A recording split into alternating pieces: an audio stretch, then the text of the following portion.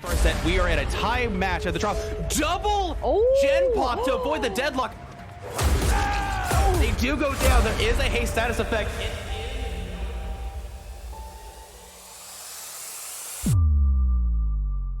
They do have to be careful here. The hatch is going to spawn momentarily. Dead Hard could get them the distance to get it too.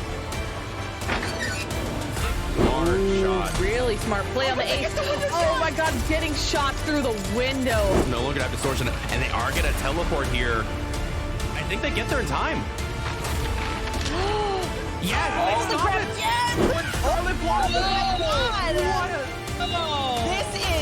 That is disappointing. This is be a 4-man out because. Yeah, but they will be able to block this. Yo, getting caught on that. Ace coming with the body block. Oh, they were here.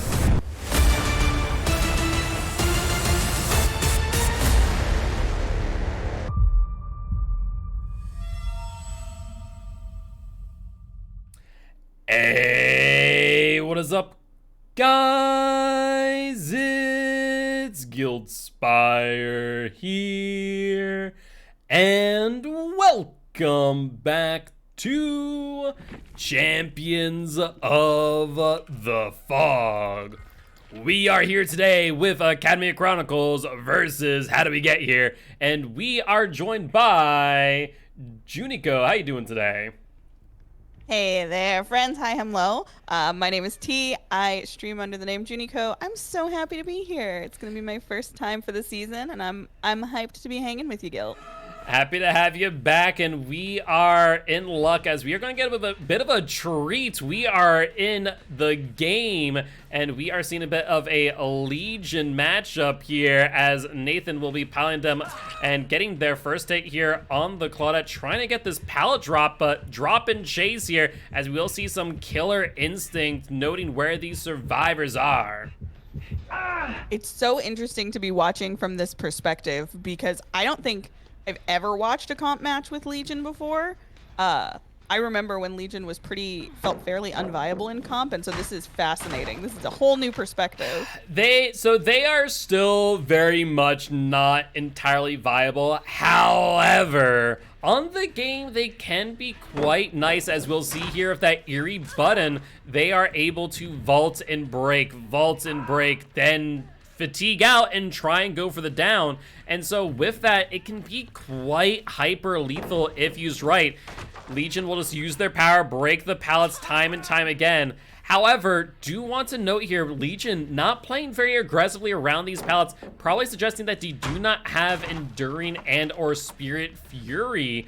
However, Survivor is keenly aware of the existence of a Thanatophobia, slowing gens down by now 4%. Indeed, and getting some of these pallets out of the way early up here, definitely a good play.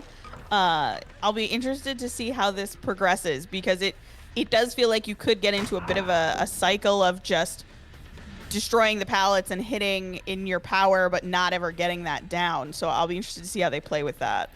Yeah, that's the biggest thing about Legion and the real struggle, and that's why I'm surprised here. As we saw them break 2 pallets, we saw them get stunned here. Very obviously not running Spirit Fury Enduring combo with Julie's Mixtape Eerie Button. It's a very strong build, but we do not see the Legion running it here today, instead opting for something else, and not sure if I should like view that as a sandbag or if that was like strategic in some way, shape, or form. That was a bit odd, I won't lie. That was incredibly odd.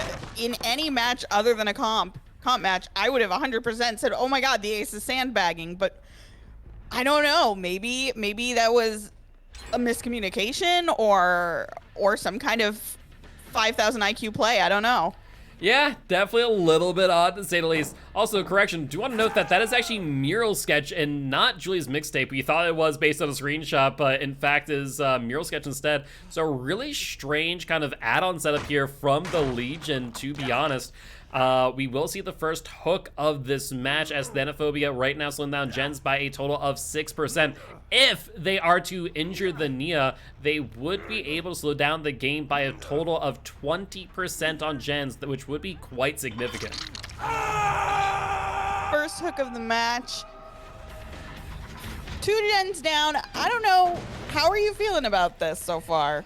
So far, this is looking like a traditional Legion match. You know, we're seeing a lot of pallet breaks. It's really going to come down to one thing, and I think we're going to see it later on when we go to RPD. It really comes down to resource management and the Legion doing their best to break pallets bit by bit, force survivors into dead zones, rinse, repeat, until you can actually just start M1ing them, completely ignoring your power. Your power here should be seen the same way as like the Wraith, where you're just using it to burn through resources, burn through pallets.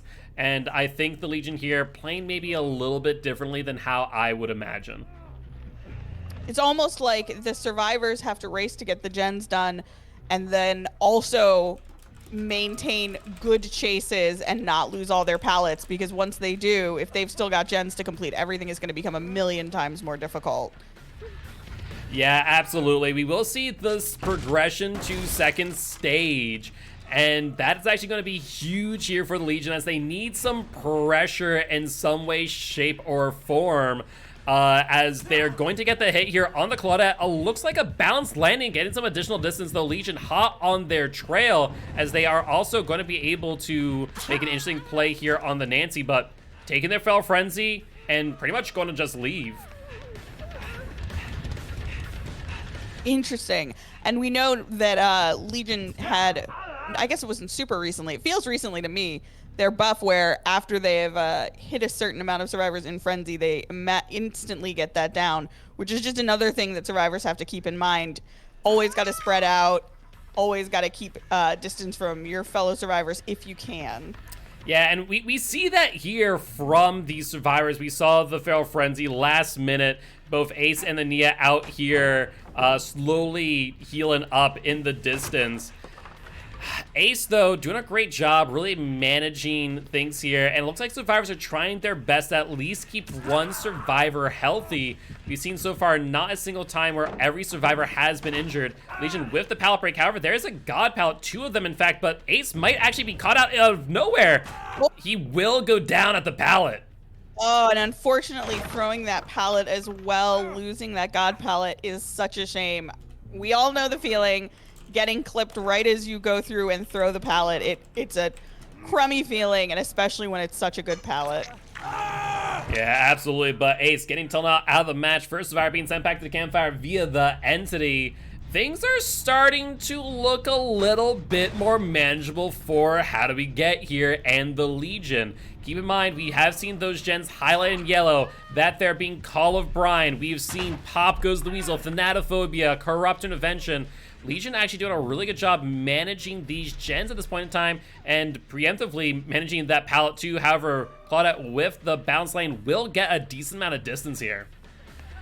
And we're getting to that point in the match where if it were in pubs, you start to think, oh God, this match will last forever because of all of the slowdowns. But it seems to me that the Legion is actually moving along quite well now. Getting that first kill out of the way, super, super critical, and definitely a much more manageable position. Although they do only have 1 generator left to complete. Yeah, we are down to the final gen. Survivors have it pretty well spread out too, though I will note they're all on the top floor. In a lot of cases, this would seem a bad thing, but survivors will complete that last generator, and I think the Legion here might want to go back to their hook to at least secure the 2K, though it looks like they're wanting to get a fresh hook on the Nia here instead. Honestly, it's a good play. It would secure them more points if they can make it happen. If they can't, though, they could potentially lose out on that fresh hook and on the 2K, which would be awfully disappointing for them. We'll just have to see if the Nia can outrun him down here. Yeah, there's also the possibility that Nia might actually end up going for the hatch, depending on where it spawns. You know, we do see some really, really strong pallets here for the Legion to work with, and we see them actually trying to set up these pallets in such a way to where the Nia is not going to be able to utilize them to the best of their ability. Legion trying to get in front of this window, might be able to go for the swing, but will end up hitting the Nia, deactivating the Feral Frenzy. Oh, this is intense. And correct me if I'm wrong, but on the game, when you bring offerings for hatch, it doesn't matter. So they have just as good a chance as finding hatch as the Legion does on this map.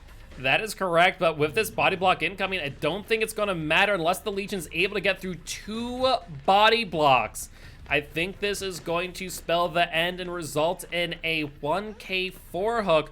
We see the Claudette here, we see the Nia. However, Legion getting past them both. Able to get the down on the Nia. Now comes down to getting the injure on the Claudette, finding the Nancy, and trying to push them out of this match, if at all possible.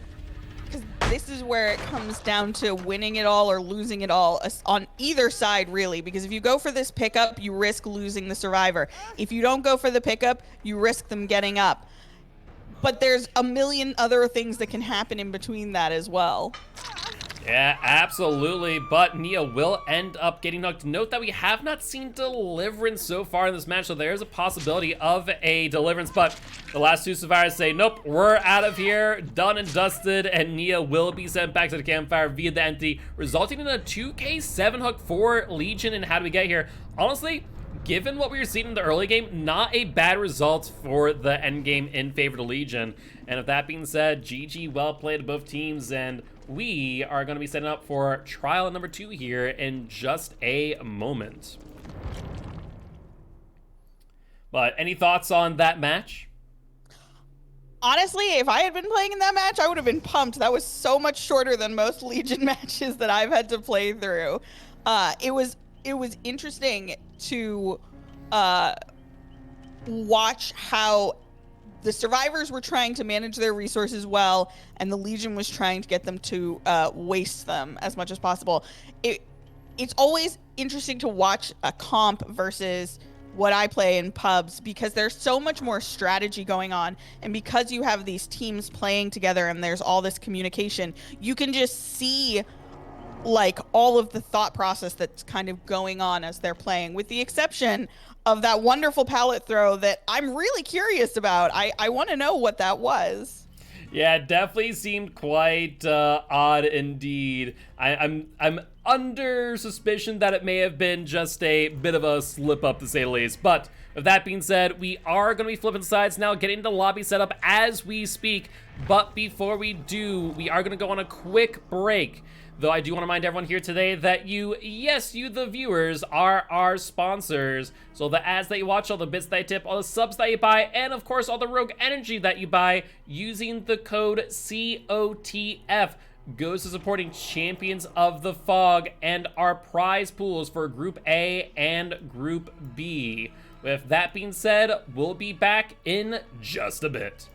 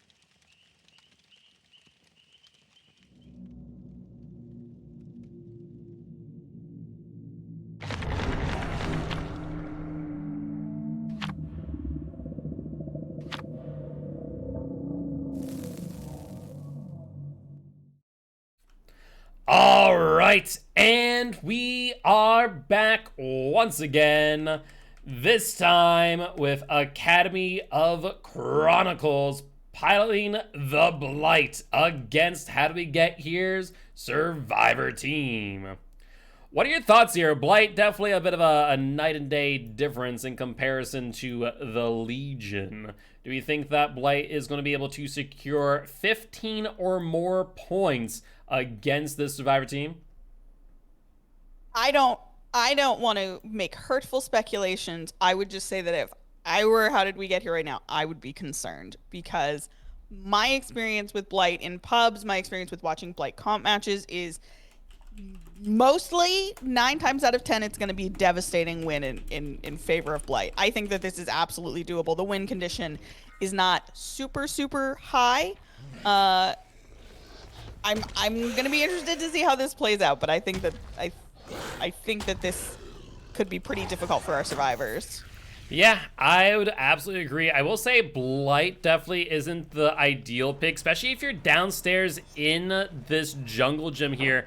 Blight can definitely kind of hurt a little bit. However, we will see the tap here try and fake out the Blight on the pallet, successfully doing so, but getting caught out on the tile. Blight in a prime position to get this down here at the LT wall, and with a whiff, though, will not be able to secure it right away. Got a really nice turn coming into that TNL, but just couldn't quite get close enough to the window. But doesn't matter, that first down is secured very quickly. Yeah, absolutely. Do want to note here, as far as build is concerned, no corrupt intervention slowing things down, so I do imagine that we are going to see a few gens popping off here if survivors were on them off the bat. But kind of talking through this win condition here, we do want to note that right now Blight has a lot of options available to them. They just need to get 16 points in order to secure victory. That means if they get a fresh hook on every survivor and get a kill, that's a tie set right there. Anything more than that, that's a win. A 2K8 hook, that's a win. So there's a lot of options here for the Blight. So I think Blight has a lot going for them, on top of which we see Eruption right there applied in that yellow gen. We saw Overcharge as well get applied. And there might be some spicier things as well that we might have to talk about later, but that there's a decisive strike and a body block for the Meg. That was honestly a very fortunate first member of the team to hook. Getting that DS out of the way is always incredibly helpful. That's one less thing to worry about going forward. And that was a beautiful body block by the Meg downstairs. Really good job trying to give her teammate a little bit of distance here. Yeah, unfortunately, even the DS will not give them enough time, and we will see the first gen popping off here for the survivors. And with that first gen, that there is a deadlock, slowing things down just a bit. And now the survivors I'm sure have realized that there's deadlock at play, and so your method and plan have to change with that. You have to be doing more than one gen at a time. You've got to be getting them as close to done as possible so that you can pop them off quickly with as little delay as you can have. Deadlock is a very interesting perk because in a lot of ways it forces a sort of predictability on the side of the survivors. Yes and no. I will say, since we did ban the combo of Deadlock and Scourge Hook Pain Resonance, the really cool thing is that survivors really are incentivized to go for that 99 plan, force the killer to go over and kick the gen. You know, they have to be careful of the likes of Pop Goes the Weasel, however, as if you kick a 99 gen of Pop, you know, it's going to be significant amounts of regression. But as we see here, there is none of that thus far. I want to say survivors should, keyword should, be aware of the existence of Blight's fourth and final perk. We've seen Eruption, we've seen Overcharge, we've seen Deadlock. The final perk that we can't really tell all too well whether or not the survivors are aware of it is Scourge Hook Gift of Pain. Interesting.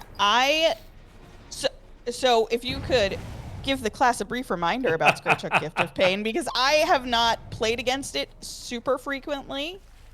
Yeah, it's a bit of a niche perk that we don't see all too often, but the TLDR is that it will apply a gen progression, a healing, a totem cleansing speed, slowed down by 16% when unhooked and healed off a Scourge Hook Gift of Pain hook. The cool thing is as well, it also applies the Mangled and the Hemorrhage status effect as well. So basically it's a really good replacement for Sloppy Butcher if you're going to play around Scourge Hooks. A bit dangerous on the game given how the hooks can be spread out and RNG can really not be in your favor. But if it is working out for the Blight, you know, it's definitely going to slow things down quite significantly. Wow, that is a nasty perk to run. It feels to me like it's kind of a all or nothing in that it's either going to be incredibly helpful or you're not going to be able to get to those Scourge Hooks and it's going to be kind of a waste of a slot. But I think it seems like our Blight is planning things out very well here and has already got two survivors on Death Hook, I believe. Yep, both Zarina and Detective Tap one hook away from being sent back to the campfire via the entity, and Blight doing a great job here, showing a masterclass of how to use their power, and we do see the Zarina here as well. Currently still injured, Blight doing a great job boxing them in here to this back corner, and Zarina will end up going down. Blight full aware that Decisive Strike is out of the match. Zarina will be sent back to the campfire via the entity. And that is one down, one to go, and then one more hook. You know, again, I didn't want to foretell anything, but it sure feels like this win condition is going to be met. The question is just going to be, do they try to go for those two more fresh hooks, or are they just going to go for the easy out and one more? Yeah, at this point in time, the Blight has accrued a total of 11 points. They just need 15 to tie it, 16 to win. So a fresh hook on a survivor would get them to 14. At that point in time, a hook on any survivor will tie it up. And if they hook a fresh survivor or someone who goes to second stage, that there will secure the win as well. So it only is going to take some more time. We do see Detective Tap here. They are on their second hook, one hook away from death. So this here will bring it to a 2K at the very least. But Tap doing a very good job dodging the Blight here, but I think their luck may have just run out.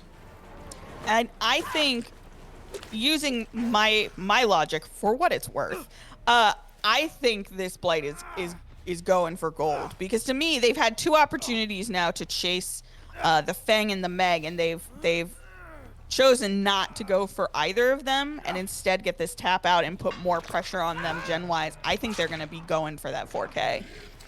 Yeah, I mean, realistically speaking, they're just wanting to get these survivors slowly but surely out of the match. I will say here, if you look at this is kind of interesting. Fangman and Meg both fresh. There is a possibility, I'm trying to think if it is all possible, that they might be able to make it back if they're able to get one of them out.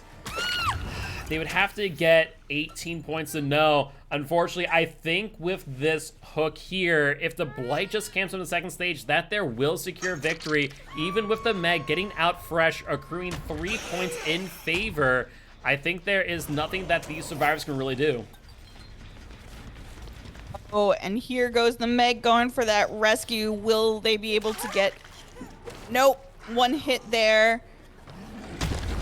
Looks like they're going to wait out that borrowed time and try and get that Fang back on hook. Oh, I could be wrong. Yeah, it looks like they just want to apply the Endurance status effect, eat through that borrowed time, go for the down on Meg, and really just close this out. However, Meg doing some nice jukes right there, avoiding the blighted rush of the Blight. And looks like Blight actually will disengage Chase, afraid that the last gen might get popped off here. They're taking a listen. They're taking a listen around. I want to say they may have heard the Fangman, and sure enough, there is a injured survivor nearby. 4 fresh survivors on hook. Really, really well done. The question is anybody going to make it out of this? I don't know. What do you think?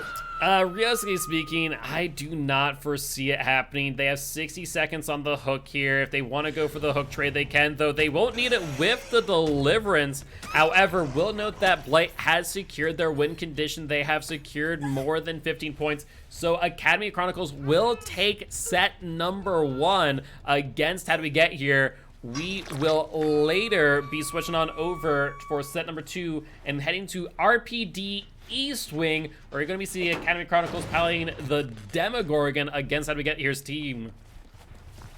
Yeah, and this has been a pretty typical Blight match on my end. Actually, you know what? I'm going to say that the Survivors did better here than most of the times that I go against Blight. Usually when I go against Blight, especially if I'm in solo queue, you're looking at maybe 1 generator done, 2 generators done. I think the Survivors played this incredibly well. I think that this Blight is just very good. Yeah, absolutely. I mean, Blight definitely navigated the game very well. They were utilizing their bounces to a T, really gained some great value, especially during the pallet treads as well. We will see the close of the hatch here, and under normal circumstances, the game might give you that ability to escape via the exit gate. However, against the Speedy Boy Blight, it's going to be a lot more difficult, as they're going to be able to check these exit gates very, very quickly. Indeed, he do be ping-ponging across the map. The gates directly across from each other. He's gonna have good line of sight. I want to believe, but I just don't know that it can happen. Yeah, it's going to prove difficult for this Meg, especially as they do not have a health state to give. Meg getting caught out as well. Looks like Blight will go for the rush, will get the down as well, and that there will end trial number 2 of set number 1. Once again, GG, well played to both sides, and congratulations to Academy Chronicles for taking set number 1. Once we go back to the post-game lobby, we are going to get the next lobby set up. So don't you go anywhere, as we are going to be jumping right on into another match. But before we do, what are your thoughts on this match here? Really well played by both teams. I think that this was a very enjoyable match to watch. There were a couple of really, really excellent jukes by the Tap and the Meg. I think they really did everything they could have done in this situation. Sometimes I feel like you can look back on matches and say, you know, maybe if they had done this, they could have X, Y, and Z. I think that this match was just played very well by both sides, honestly. I would tend to agree, but with that being said, we are going to go on a quick break, but before we do want to remind everyone here today that we are partnered with Pugdom. Pugdom is another Dead by Daylight competitive community very similar to Champs of the Fog. They run tournaments and events much like us, but they also are hosting the second half of Group B over on their channel. So if you guys haven't already, make sure to stop on by, say hi, drop a follow. That way you don't miss a single minute of Champs of the Fog Season 5. With that being said, we'll be back in just a bit.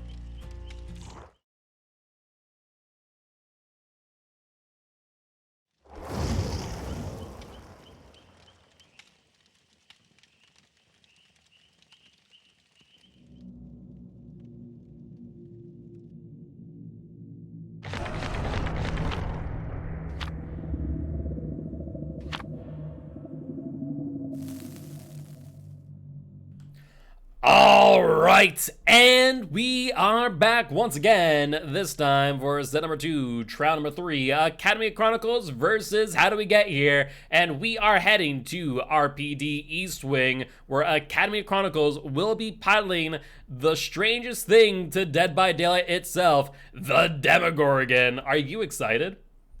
I am so hyped. I have never gotten to cast a demo match, I don't think. And I love Demo Dog so much. There is just a special little place in my heart for the Demo Puppy. I am super excited to watch this match. Yeah, it's going to be really interesting. I'm very excited to see what the demo can do on Palette Hell number 2, RPD. And honestly, it's going to be interesting as we are going to see a demo versus a Wraith. Wraith has definitely been a pretty consistent pick on this map for a multitude of different reasons, including aura arena abilities like All Seeing. And so it'll be interesting to see what demo brings to the table. We very often see the Leprous Lichen used here on this map, though. If we take a look at their add-ons, we ain't seeing that here today. No, indeed we are not. And I usually have my add-on thing pulled up, but I sure don't, so I can't tell you what they are, but that's not the Leprous Lichen. Yep, so that is Barb's Glasses and Blackheart. If I'm not mistaken, with Barb's Glasses, you shred pallets or recover from the shred 15% faster. As far as the Blackheart goes, I'm actually blanking out on that one. I think that might be that you move faster while charging your shred, though I definitely need confirmation on that. Chat here might be able to. And we are seeing the vault there from the Nia, trying to get a little bit of distance. Demo in shred range, though. They will successfully get to the pallet and get the shred to boot. Zarina coming in for the body block. I'm getting a sense that Nia might just be the Deliverance player, as they do not want them to be the first one going down. However, that body block did not give Nia a lot of distance, and that there will be the first down of this trial. It surely did not, and you know, sometimes I wonder, it was a good attempt at that body block, but I feel like, boy oh boy, did it just put a target on this Nia's back. I feel like it did scream, that is our Deliverance player, please God, no. Yeah, and that's one of the rough things about that situation, right, is that, you know, once you see that the survivors are protecting someone, you have to go, well, why? You know, are they on death hook? No, okay, so they probably have Deliverance, they have something they want to keep up. Also, just checking in on that second add-on, it is Blackheart, and it does decrease the attack cooldown of successful shreds. Ah, that makes sense, that makes sense. Definitely not something that we see all too often. However, something that we do see often enough nowadays is Deadlock, as we do see those anti-blockers popping up on the first gen's completion. But Demo, feeling very secure here, will go for the hook trade, trying to get these survivors off of it, and they will attempt to go for the tunnel, it will seem, unless the Figment is ready for a body block. And though they will take the shred, Nia has not gotten very far. No, she is not, and unfortunately, there's not a great pallet there to use. There is one in here, but this room is not nearly as strong as it used to be.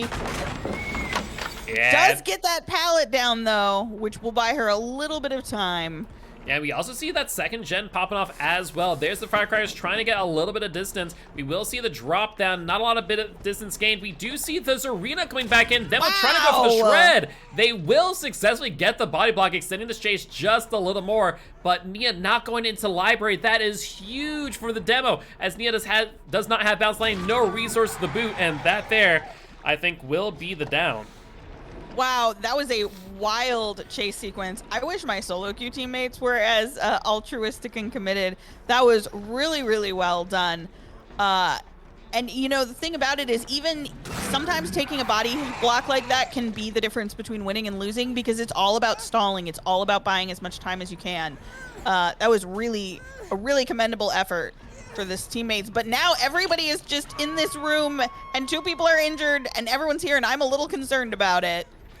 Yeah, I would tend to agree. The Demo knows where all these survivors are, and they are in a very good position. They know gens are not being worked on. They can take some time, sit on this hook, though Fangman being here, taking the hit, unless the survivor's nearby to get that unhook, I think it's all going to be for naught, as Nia will be hanging here for just a little bit longer.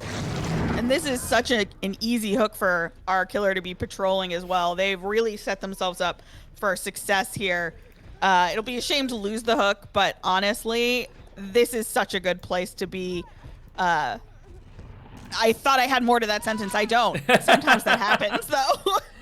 Yep, that is how it is, but we do see Nia here hanging from the hook. 10 seconds or less to go, and I think they will be the first survivor sent back to the campfire via the entity. Oh, hello?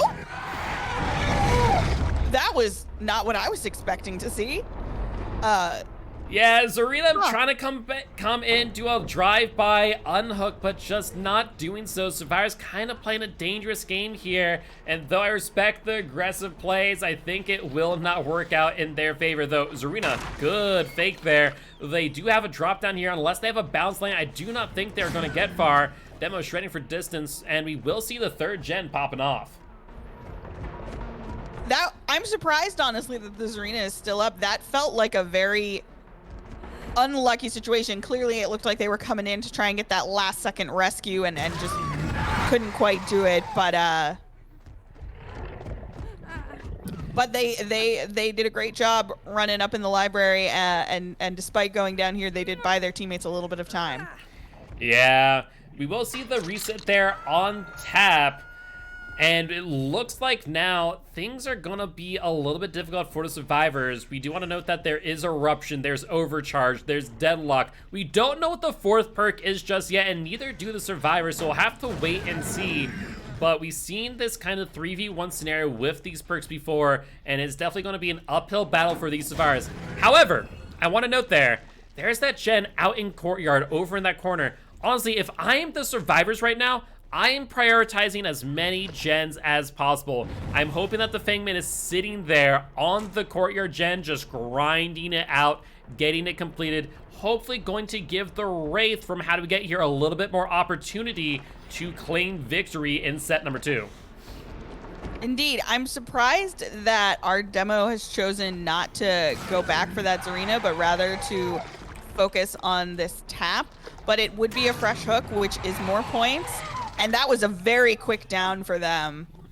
Yeah, demo demonstrating clearly, you know, what the Blackheart can do, hitting those back-to-back shreds. And it looks like we are being sent to the basement, where I don't know if Tap's going to be able to escape. Gilt, was he demonstrating or demonstrating? Just know you guys can't see it, but I have my hand in my head, my head in my hands right now. And, you know, though I do enjoy the puns, that one was a good one. Yeah, you can't help. Honestly, I'm a Survivor main. I play Survivor more often. Usually when we're commentating on these matches, I'm always like secretly on the side of the Survivor. But every time Demo gets a hook, it's hard not to just go, good boy, Demo. You're such a good boy. Demo is indeed, though it looks like Demo will not be able to get to the hook in time, as Fangman will successfully get this unhook, getting Tap out of dodge. However, want to note here, Tap has the broken status effect. That there is more likely than not a renewal. However, they will get down before it can be procced, as Tap will be sent back to the basement. Hold up. Maybe not. That's a decisive strike. Decisive strike indeed. We'll have to see if they can make some distance and make good use of their resources and such. And it looks like we just saw that Fang running out the front door as well, so we know that she's not currently on a gen. No, Fang's not a gen. We haven't seen Zarina in a hot moment. I am surprised not to see that gen in the courtyard completed, though. Once again, it only takes 90 seconds, and though they might be trying to prime that for Deadlock, I just don't foresee them breaking through Demo's 3 gen here. I agree. I wonder if they're maybe focusing a little too much on altruism in this case. I find that that is something that can happen. It happens less in comp, but every now and this is bad. Yeah, a little bit of a grim situation. All 3 survivors trying to reset. This may have been their reset point, and they kind of got caught with the med kits out, and unfortunately for them, Demo is going to apply overcharge to that gen. If they do not go back and complete it now, things are going to be looking grim, as not only are they not going to be able to complete their 4th gen, I fear this might result in a 4K in favor of Demo and Academy of Chronicles. I agree. Unfortunately for our survivors, this demo has done a very good job of setting up a lovely little 3-gen, is doing a very good job of patrolling, hooking, keeping people injured, interrupting heal parties. I'd like to be invited to one of those sometime. You know, basement time, just the demo is doing a really excellent job, and I don't think it's anything necessarily lacking on the survivors' part. I think this demo is just playing incredibly smartly. Yeah, absolutely. Do want to note that Demo gonna put a portal down here just in case, and it looks like they're going to try and head back out towards that main generator and potentially the gen in the courtyard. Survivors finally saying, you know what, we need to bite the bullet, let's complete this generator, get the extra 2 points, and I think that was the right move. I agree. At this point, it has become kind of a matter of how many points can we get before the end of the match, as opposed to how many survivors are we going to be able to get out. So I think that they're making the right choice, even if it does feel counterintuitive to only help secure that 3-gen more. I agree with you. I think this was the right choice. Yeah, the biggest thing I think survivors tend to kind of fall into a bit of a trap is like, okay, the killer has a 3-gen, so we don't want to complete the 4th gen before breaking into the 3-gen. It's like, well, yes and no. You know, at the end of the day, I think that if they have a 3-gen, you're going to have to play in the 3-gen. The killer has been defending it. They're going to continue defending it. So the best thing you can do, complete all the rest of the gens and then slowly but surely chip away at the 3-gen. But I don't know, this 3-gen looks pretty tight. I think Demo has a lot going for them here, and they've demonstrated time and time again they can really utilize their shreds and ability to a T. Indeed. It looks like our survivors here are trying to bait the Demo away from this area, but there's no reason to leave at this point, you know, and it's I don't see any good way that this ends, but maybe somehow they can sneak in one more gen if they can pull him a little bit one way or the other. Maybe they can get that one that they were working on up top. That was the one that deadlocked, and, you know, maybe there's Fang sitting on it, but Oh, Fang's currently still hanging down in the basement, actually. Oh, you're right. Wait, Fang's in the basement. Wow. We'll see Demo going down to protect it right now, in fact. And yeah, unfortunately, I think the survivors just took too long to cross that threshold, and so Fang will be sent back to the campfire via 2 progressions, a full 2 minutes on that hook with not a lot of time on gens to show for it. And unfortunately, you know, a lot of times if you've got someone hooked in a position where you can't really do much about it, that's the perfect time to just sit the gens and get them done. But with Demo's ability to move around the map quickly and the fact that this 3-gen is just so solid, it didn't really matter. And unfortunately, that meant a lot of time was just kind of wasted waiting and hoping for a mistake on their part. And speaking of mistakes, that there's a clear sign of not looking behind ya, as Demo will get the 2-tap there on Detective Tap himself. You think, you know, if all the taps around, that Tap would know better. I liked that one. That was a good one. But Demo, looking around for the Zarina, do want to note that Zarina has only been hooked once so far, so too has Tap. Demo potentially a little bit concerned about a hatch play here, giving the survivors 2 points or equivalent of that last generator, plus stripping them of 2 points from the hooks as well. So, you know, I think Zarina, their best bet, honestly, just stay as far away as possible from the Tap, stay away from Demo, wait for the bleed out if at all possible. But we also see Tap here bringing Demo even further away with that Unbreakable. Oh, and we had a miss outside. We had a miss in here. Honestly, this Tap is putting in some work. But he's coming right back here. I don't know, you know, as a survivor, I don't know what the play is here. This kind of gets to a point where it can be frustrating on both sides because you kind of know what the end of this match is going to be. It feels fairly inevitable at this point, but getting there is going to take a lot of cat and mouse. Speaking of cat and mouse, though, those are scratch marks without blood, and that there is the Zarina. This is exactly what the Demo wanted to see. They now have both survivors injured. They now have a lot of information to work with, and Zarina will end up going down as Unbreakable has been used as well, and Tap getting caught out on the gen, screaming, telling Demo exactly where they are. And it looks like this could spell the end for our friend Tap here, as well as the Zarina. My question is, did the Zarina pick up the Tap earlier, or did the Tap use Unbreakable? Is it possible that there is still an Unbreakable play? There's a possibility, but I'm almost fairly certain that was Unbreakable based on where Zarina was. And here is the Tap. There is the Shred. A great dodge, though, by the Tap this time around. And a pallet stun to boot to add insult to injury. And we've seen this Tap doing some really nice running today, and only continuing here in this match as well. Yep, but unfortunately, all chases must end eventually, and Tap will end up going down to the Demogorgon. It now comes down to the final hook stage.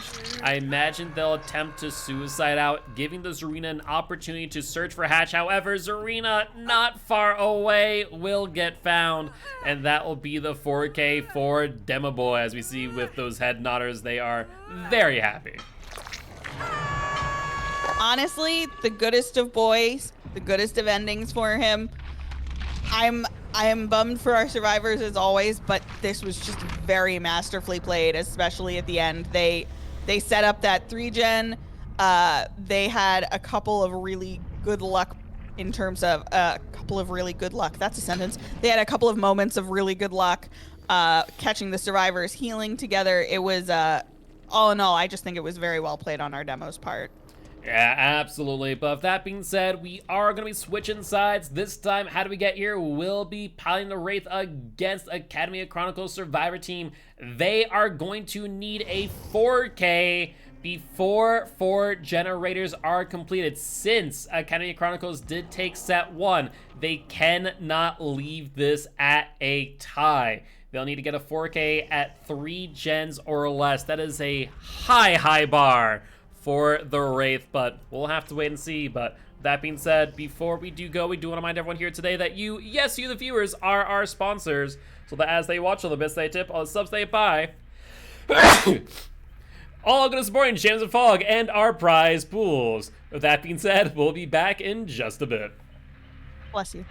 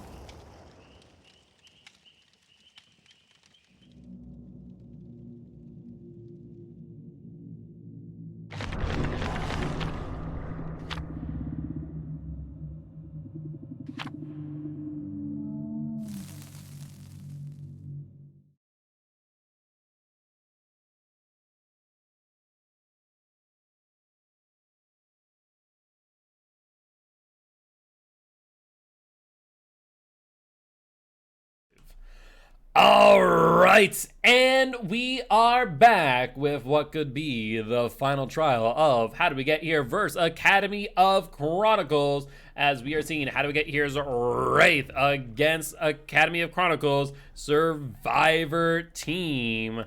And we are going to see what the Wraith has in store for us today. And as excited as I ever am to go against Demo, that's as unexcited as I am to go against Wraith. That's fair, and especially if you look at these add-ons, we do see an all-seeing, so this Wraith will have a bit of aura reading capabilities. You know, there's only one thing that can make going up against the Wraith worse, and it's the all-seeing Wraith. It is rough and painful, and I die immediately. And you know what? I'm usually thankful because then I get to go play someone against someone else. That's fair. Honestly, though I do like all seen on this map, you know, there's a lot of line of sight blockers. That's a lot of value that you can get from all seen. I still am a huge advocate for add-ons being, you know, Serpent Hunt and Shadow Dance instead. I think that is very, very good, very, very strong on maps with a lot of pallets. Kind of like what we saw with Legion. I think if you're going to dedicate yourself to breaking pallets, like, go all in, go for the pallet breaks. I think that is the way to go. Good mind game there from the Wraith. Unfortunately, with the all-seeing build, you can end up in so many situations just like that one with the Nancy, where it's so much easier to predict what they're gonna do, and you just, there's not much of a way out, you know? Yeah. There is, in fact, no way out. Yeah, absolutely. Wraith definitely playing to their outs very well, not falling for the mind game there at the pallet, and we do see scratch marks here as well.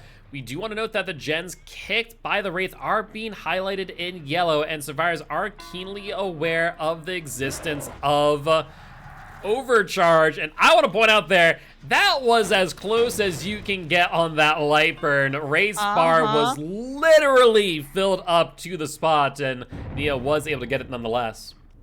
Really nice job by the Nia, buying a little bit of extra time for her teammates to come get this save, a little more time for her to get away. Yeah, but I don't know if you... Firecrackers. I was about to say, I don't know if you hear it lighting off, but Ace did drop their firecracker. Does get the light burn, but will take the injured nonetheless. Yeah, unfortunately, with the way they set that up, they had to stop in the doorway to get the burn, but that also meant that they lost any forward kind of momentum and direction they had, so it was pretty easy to catch back up. Yeah, absolutely. Do want to say that the Ace doing a fantastic job here in chase. Does get the pal stun there on the Wraith. And we do see Wraith trying to push these survivors off this gen, trying to guard to the best of their ability, as Deadlock will lock down the most progressed gen elsewhere. Oh, and a miss there is unfortunate. This pallet, though, I never know how to play that pallet well. I feel like it's very unsafe. It makes me very nervous.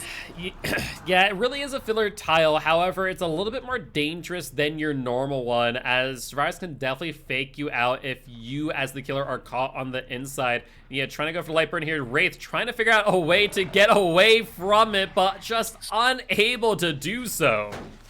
Did make the Nia waste a lot of that flashlight power, though, to get that. Between that burn and the first, I don't know that she could get a third.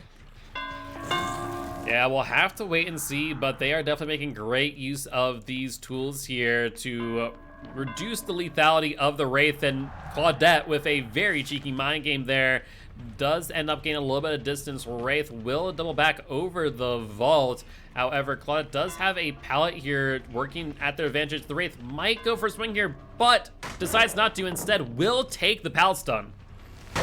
Unfortunate. These survivors are doing a really wonderful job of running.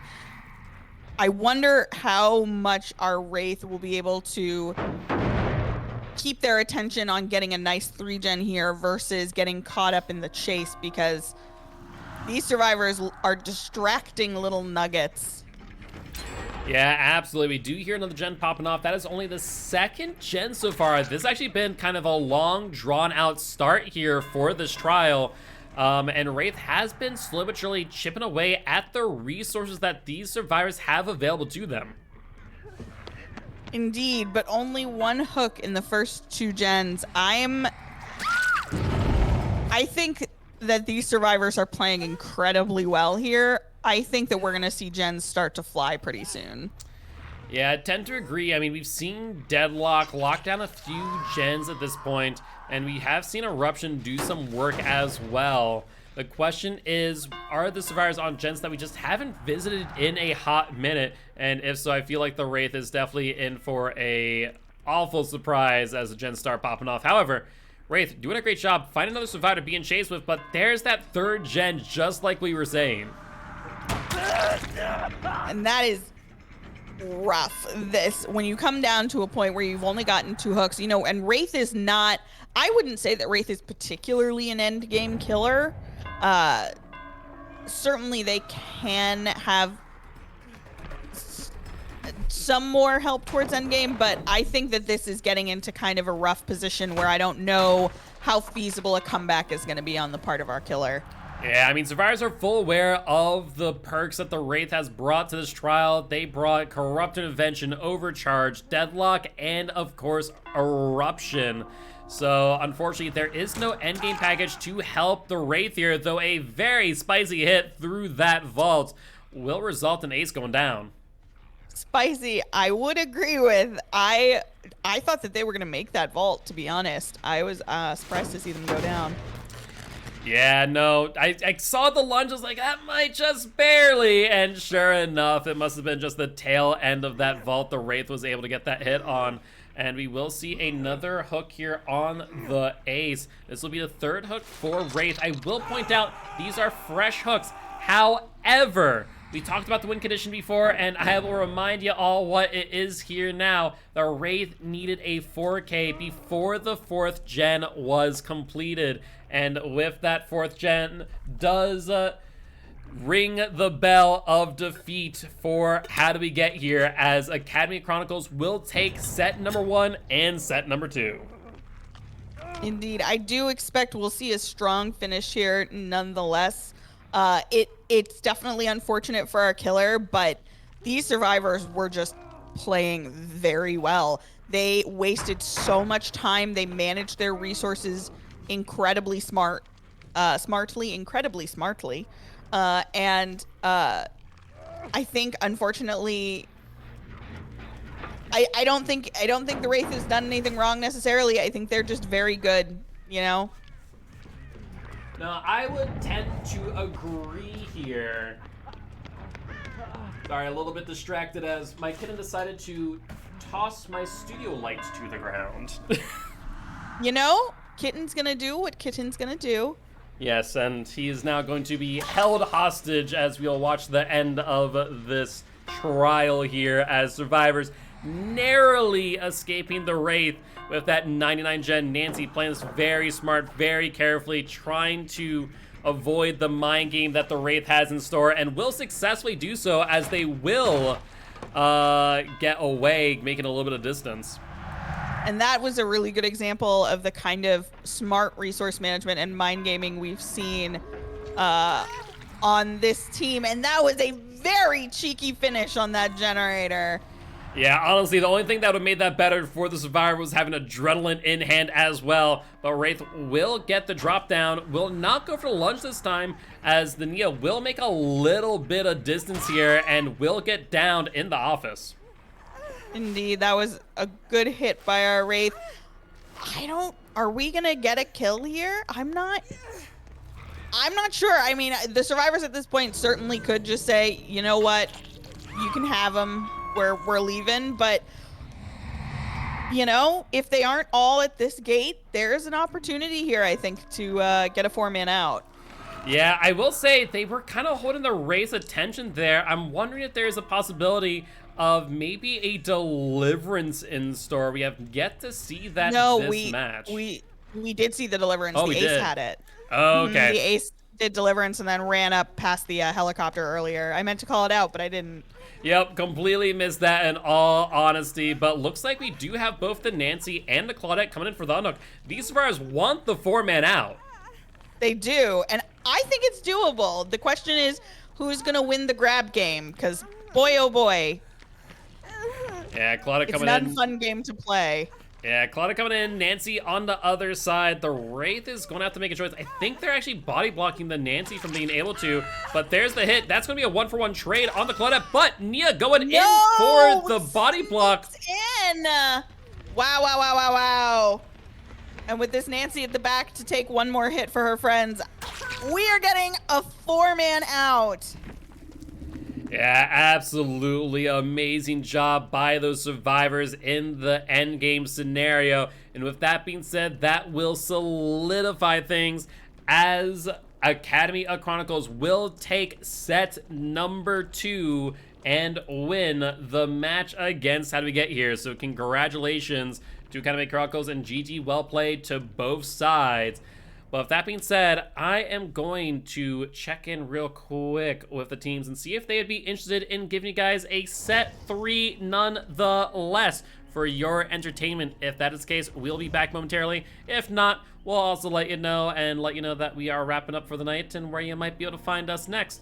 But with that being said, say hello to Butter, the new killer of Champions of the Fog, as he is trying to kill my studio setup. Yes, you are. Butter is the cutest thing. Oh my goodness. He is a very cute menace and is currently now being detained as he is charged with the crime of trying to interrupt stream by dropping a studio light onto my computer. Butter, I'll be your lawyer. Don't worry about it.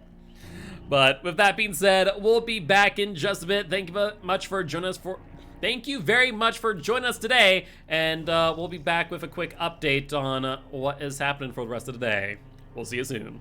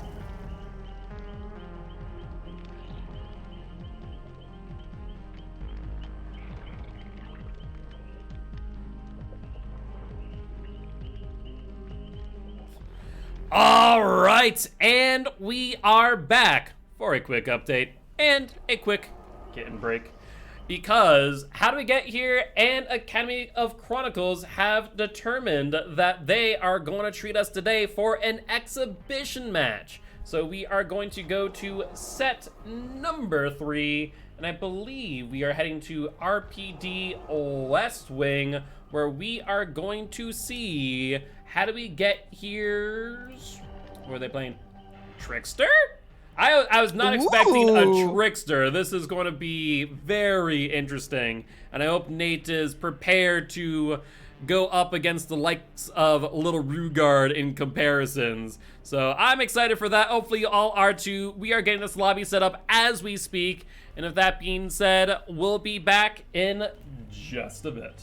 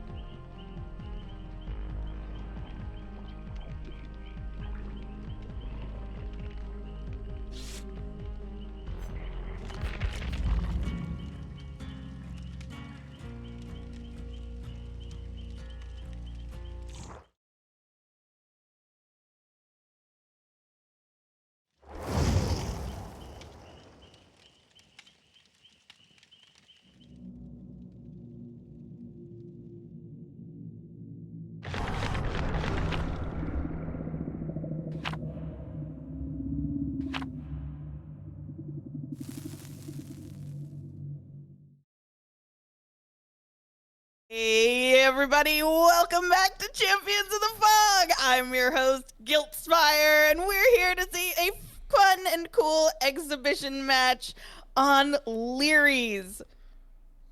JuniKoh, how are you feeling about it? Feeling pretty good though. Correction, looks like this is on Leary's and not RPD West, and we are going to be seeing Nate pilot the Trickster against the Academy Chronicles Survivor team. Honestly, not sure if this is better or worse than if it were RPD West. I think it seems like equally not good, but we do see that they are rocking the most excellent of Trickster skins, and as a Trickster fan, this is very important to me. They have already won in my heart.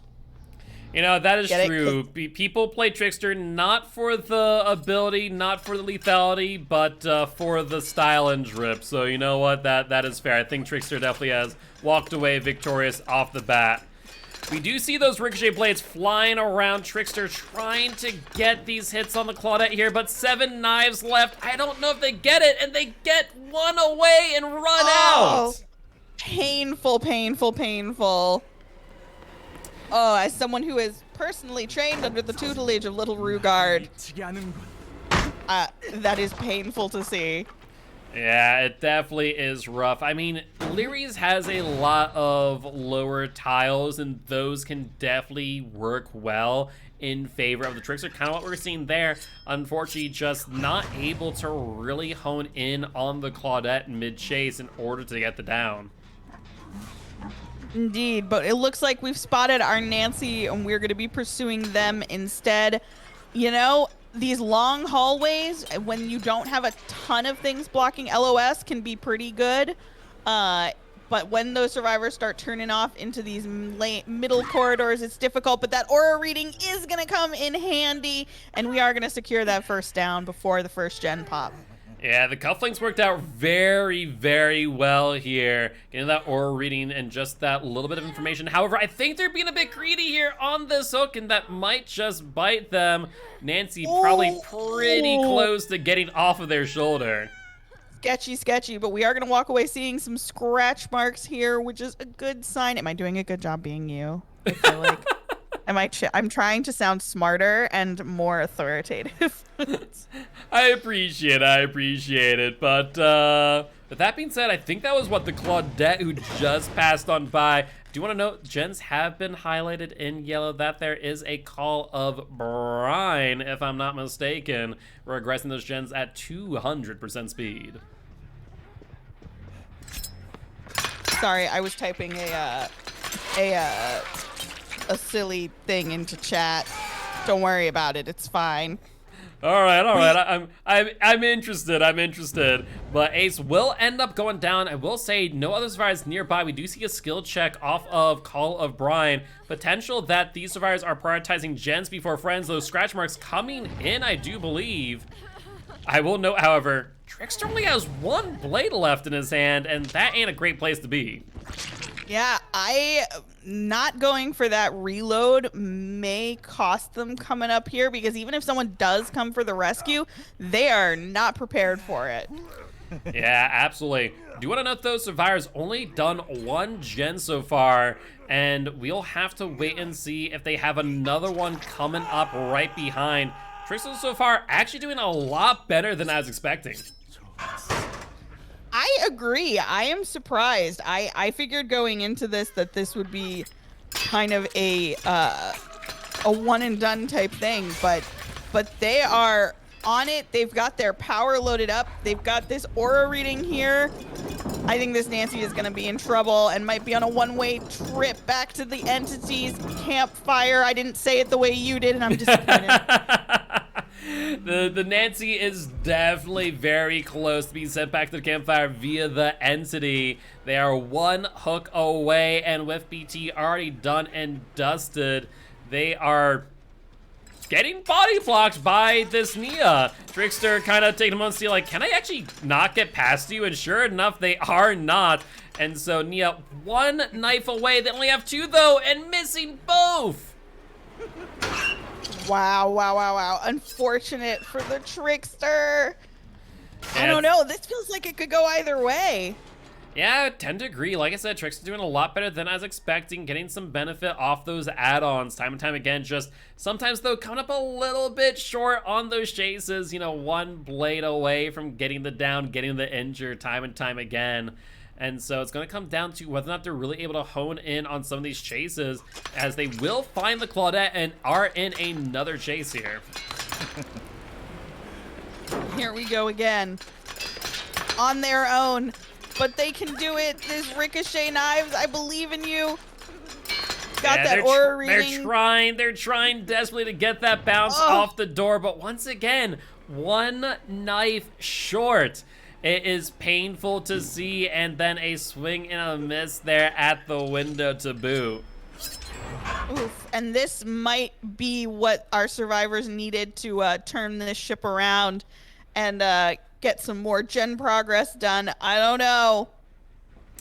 Yeah. I'm starting to, I've been going back and forth. At first I was sure the survivors were gonna have it. Then I thought maybe the killers got this, but now I don't know. Yeah, things were looking really good at the start here for the Trickster, and now they're kind of coming up a little bit short. Pressure definitely going in favor of the survivors here in the late game. Ace, though, will get hooked for the second time. That now means 2 survivors, 1 hook away from being sent back to the campfire via the entity. We've got a gen with excellent progress here, though. This is super close. I imagine they probably have another one pretty close as well, and they've got a pretty decent gen spread. Honestly, I don't know how our Trickster can counter all of this. I think maybe we could be looking at a 4-man out. Yeah, see, the biggest issue here is, as you kind of mentioned, with the gen spread the way it is, Trickster is a 110 killer. It just does not have a lot of distance going for them. So trying to guard all these gens here is just going to be near impossible. And it's hard because you look at the gens and you say, oh, they don't look like they're that far apart. But with all of the walls and the twisting labyrinth that is Leary's, you know, those gens are farther apart than you think they are. Oh, some good hits. And that already might be able to get them there with these ricochet blades if one just somehow manages to get on through and hit the Nia. Nia, though, those blades are going to be regressing. That laceration does not last forever. And we see Nia holding this corner really well. We see that laceration just going down bit by bit. And Nate hoping desperately that those ricochet blades will land. Oh! And there we have it, folks. Last gen popped. Question is, what do we have for our last perk here? We still don't know. So, but now we do. Yep, I was about to say, we have seen Call of Bride. We saw Corrupt. I believe we may have seen Scourgehook Pain Resonance, though I'm not entirely certain. And, hello, Ace. Ace, you know, blocking the Trickster and unable to move. And it looks like we did see a no way out with 2 stacks. That is 36 seconds on the clock that these survivors are unable to open the exit gate. And that 36 seconds could be all our Trickster needs to make a little bit more of a dent in their escape plan. But I don't know. These survivors have shown that they are tricky, and they will rescue their friends when push comes to shove. Yeah, that is for sure. However, one note here, Trickster getting a hook on an exit gate that has not been 99. Knives in hand and a pretty decent distance away from the other one. I think, honestly, they can get this fresh kill here on the Nia for a total of 6 points. I think you're right. I think they've got a pretty good area here. I mean, there are 3 people left to go for that rescue, but without any progress on that door, it's a little bit of a distance for them to get to the one that's open. Yeah, and I think Academy Chronicles has kind of gotten that sense as well and are cutting their losses, leaving the Nia to die, securing the Trickster a 1K7 hook. Not a bad result, all things considered, as that will give How Do We Get Here the advantage going into trial number 6 in our last trial of this match. That was so fun. That was really fun to watch. That went very differently than I would have anticipated, and it was much closer than I would have thought as well. Really, really fun stuff. Yeah, absolutely. But with that being said, we are going to switch on to the next trial. But before we do, we want to remind everyone here today that you, yes, you the viewers, are our sponsors. So that as they watch all the bits that I tip on a subsidy buy, and of course all the Rogue Energy by using the code COTF. Goes to supporting Champions of Fog and our prize pools for Group A and Group B. With that being said, we'll be back in just a bit.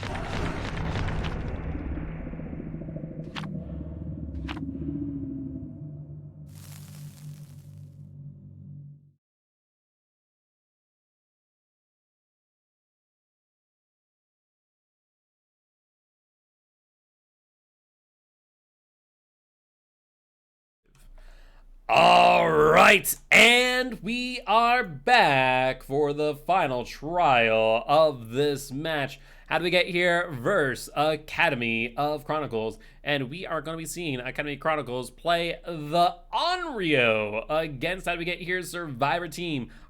I am quite intrigued about this. How about you? I am also intrigued. This is another one where I don't think I've ever seen them play in comp, and I am excited to see what it's like, because whenever I go up against the Onryo, it's usually more in favor of survivors.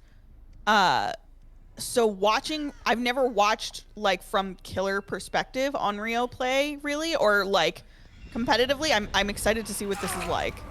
Wow, and that was a quick find and first hit. Yeah, I do want to note here, all the survivors have a videotape in hand. So what that means here, this Onryo, I think, is going to be trying to go for a condemned kill, which is quite the bold play. Honestly, I like it. It's a bold play, Cotton. We'll have to see how it works out. Yeah, not to mention, a very interesting build here. We're seeing a lot of noise notifications. Initially, I thought that was like the videotapes getting put into the TVs. Uh-huh. No, that's not. Spies from the Shadow. That's something that we do not see often. No, I don't know that I've ever seen that running comp. I certainly run it a lot in my own games because it is helpful for me, but I'm surprised to see that taking up a slot here. Yeah, absolutely. And not to mention that, but survivors are keenly aware of the existence of a thanatophobia, slowing things down just a little bit. And does look like Tap did successfully get rid of their VHS tape, so no condemned kills for them. Still a big advocate for the Onryo to get a little bit of buff to where condemned does build over time when you're near it within a certain meter of the TV. But we'll have to wait and see if Onryo ever gets a little bit of a boost. She does deserve a little bit of lovin'. I will say she could benefit from a bit of a buff. Like I said, in my matches, I find that she is not it's not overly stressful to go against. And if that's the case, then usually that means the killer needs a buff, because I'm not that good. Yeah, Onryo definitely down there as far as the tier list is concerned. However, they do end up finding the Tap here. They do have a pallet, but will not be able to get to it in time, as they will instead go for the vault. And so this here will be the first down of this match. Solid hit, solid first hook, one gen down. I wonder how much progress our survivors have made on gens so far. This could get spicy. Yeah, absolutely. I mean, there is some decent progress. We did see Deadlock earlier, another Deadlock right there, slowing things down just a little bit. But between the Thanatophobia and Deadlock, those are the only two slowdown perks that we have seen thus far. Spies from the Shadow being a bit of information, and fourth one, still a little bit unknown. Honestly, you know, when we first saw Spies, I was thinking, I don't know why you would do that. But looking at the way she's playing, it's very clear that they are using Spies to indicate which TVs they should be heading to for that condemned, and also for ease of travel. So I actually think that it makes a lot of sense in this instance. I don't know how helpful it will end up being, but I think it's a good thought. Yeah, it definitely is a cute decision, to say the least, and we'll see if it pays out for them. We do see the hit on the Meg, and another gen completed. One thing I was saying before the match started, when we were in our intermission, I was kind of noting the fact that, you know, Onryo, the biggest thing that she has going for her is the fact that she is a tunnel machine. She can really just ignore body blocks through and through, and though they did hit through the Meg there, they will still get the down here on the Tap, resulting in his second hook this match so far. Not to mention, oh, and there's that DS. I was going to say, Tap becoming more and more condemned as time goes on. She's very smartly using the TVs to her advantage. Oh God, I really want to see them get a condemn kill. Yeah, no, it would be interesting to see if it happens. We haven't seen anyone pick up a VHS just yet, so it suggests that their condemned is not all too high, at least not concerningly so. And we will see more spies in the shadow. I mean, the indoor maps, it's very difficult to avoid disturbing those crows. I mean, sometimes on the outdoor maps, there are times where I actively will try not disturb a crow, but you can't really do that here in Leary's. It's true. And also, Spies in the Shadows is kind of one of those perks where you could really go the whole match and not realize the killer's running it, because it makes some amount of difference for them, but it's not like an obvious perk. You have to remember that it exists and that somebody might choose to run it, because you don't see it super frequently. And like I said, it's not an obvious perk, you know? Yeah, absolutely. In comparison to the more inconspicuous, save the best for last. If you keen-eyed viewers out there have been paying attention, you might notice that those M1s on the non-obsessions have been getting faster and faster. And so that is, in fact, a save the best for last here. Probably trying to work around the fact that survivors can get rid of their VHS tape mid-chase, even after taking a hit. And there's another down. That's going to be 3 hooks for our killer here, but only 1 gen left. Honestly, this is looking pretty good for our survivors. Yeah, honestly, they've done a fantastic job. However, we'll note that 3 survivors currently condemned. Not sure of what their progress is on it. And so we might just see one of them be forced off of gens and, in fact, having to go towards TVs to get rid of their condemned status effect. Based on kind of what we've been seeing for teleportation and such, I think the tap could be in a rough position. Yeah, I'd say tap or Meg definitely could be, based on what we've seen. You know, Onryo has been teleporting in front of them a lot. They've been within range of getting additional condemned stacks, so definitely not outside the realm of possibility. We do see Spies from the Shadow once again giving a little bit of information. That's Arena, who has yet to be hooked thus far. But it looks like we're going to just try and bypass and go directly for that Meg. Yep. I wonder if this Meg is ready to be No, she's condemned. not ready to be condemned just yet. You know, not highlighted in red. However, you're this right. killer wanting to just get rid of these survivors, and I think just wanting to get this Meg out of the match. We do see someone trying to go for the Palestine, will successfully and they get do it. get it. And yeah, I Nice mean, pallet save. we kind of saw there earlier, kind of what I was mentioning about, you know, just being able to bypass those body blocks using the demanifestation, and they were successful in doing so. Tap here is not the one the Omnior wants to chase. They are the obsession now, so we see them completely ignore them after that initial hit, starting to go for Zarina now, you know, try and keep their save the best for last stacks. Got to keep those stonks. It takes time to build them, and you want to keep them when you got them. Yeah, absolutely. But, you know, we know the full build now. That's Spies from the Shadow, Thanatophobia, Save the Best for Last, and Deadlock. All 4 survivors are currently injured. Correction, 3 out of the 4 survivors are currently injured. So things are being slowed down by a mere 6%. And how... I can't quite... I keep trying to get, like, a good sense of where our 3 gens are that are left. And I feel like they're fairly... There's one that's pretty spread. Yeah, gens are pretty spread out here, so the survivors are playing smart and know where the gens are. Honestly, they should be in that back corner, leaving Zarina to hang for a little bit here. You know, send 3 on if at all possible, crank out the gen and call it a day. You know, right now, as far as the winning condition is concerned, Academy's Chronicles is going to need a total of 16 points. They're right now at 11. I mean, if survivors were to leave right now, I'm fairly certain that How Do We Get Here would walk away with the victory in this exhibition trial. And here we found our Fang chasing her. Is there a TV that she can get back to over here? There's not, unfortunately, which means she's got to take the long way home. Yeah, Heading back straight for that Zarina.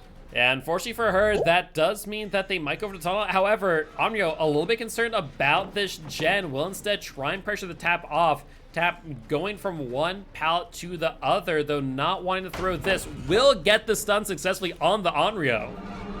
And the blind. Cheeky tap. Yeah, Onryo determining that's not worth the chase on the tap. But as we said earlier, there's still that gen in the far corner. I'm just not sure if survivors know where it's at.